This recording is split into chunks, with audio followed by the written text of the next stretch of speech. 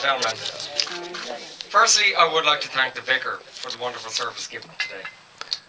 Now, Sinead, can I just say, and I'm saying this on behalf of all the groomsmen around this marquee today, you really are looking fabulous. Stunning, in fact. And I'd also like to give thanks to the bridesmaids for all their efforts. You're all looking gorgeous as well, and are far easier on the eyes than any of the shoddy groomsmen that Ross picked out.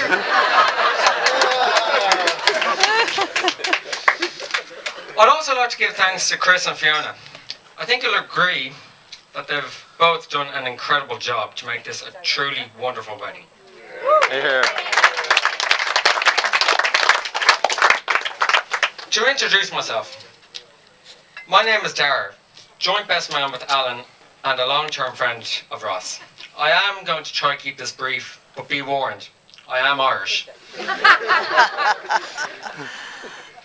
When I sat down to prepare some words, putting my thoughts onto paper, a number of things popped into my head about how I can communicate to all of you here tonight how much I've enjoyed having Ross as a friend in my life. At first, I thought to myself there could be many stories I can tell you about him. But then, thinking harder, I realised I was actually somewhat limited in material. Because at the end of the day, this is a wedding reception and not an AA meeting.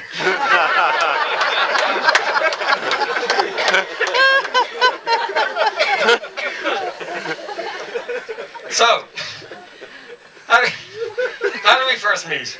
Well, like most long-term pals, it was back in school, Blackrock College, in our 4th year to be exact.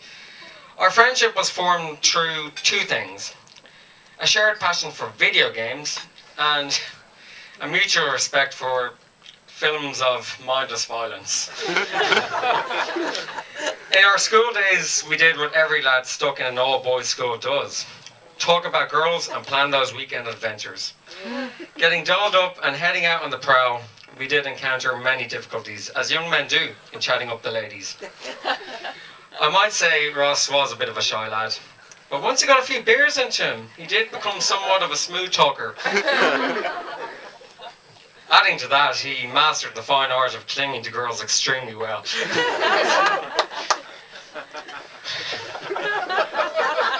Sorry. When we were not out of the weekends trying to get lucky, we'd stay in and enjoy a few drinks at home, either my own house or else Ross's house. At Ross's house, those nights usually started out as one of either of three things: an Arnold Schwarzenegger film, a highly competitive game of pool, or, and this one was actually my personal favourite, a wonderful treat to a montage of cheesy 80s music videos. Which Ross prepared himself, well, so he says. I don't believe that. And then we'd usually finish those nights on some petty argument about something as trivial as what was the best Star Wars film in the saga. Actually, on that topic, I suppose I should probably confess something. And I hope Sinead won't mind me saying this too much, but people, don't let the hair gel and the quiff fool you. Ross is well and truly a geek at heart.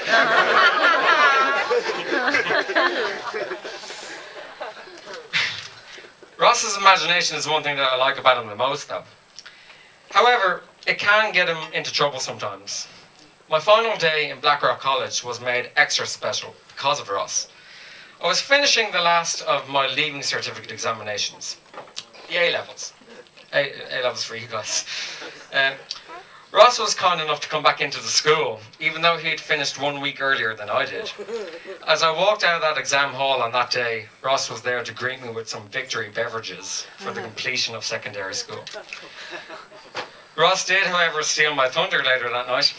Now, maybe he was overjoyed that I just finished my exams.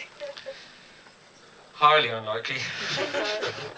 Or maybe after a few beers on board, his imagination went into overdrive and he thought he actually was Arnie. Or some sort of paratrooper anyway. because at one stage in the night he ended up jumping 10 feet down into a car park below the street. But unlike Arnie, Ross actually did get hurt and twisted his ankle. Dave, being one of the groomsmen here tonight, Dave, where? Oh, there he is over there, Dave. Dave, being one of the groomsmen and being a good friend, and if you don't mind me, thanks very much.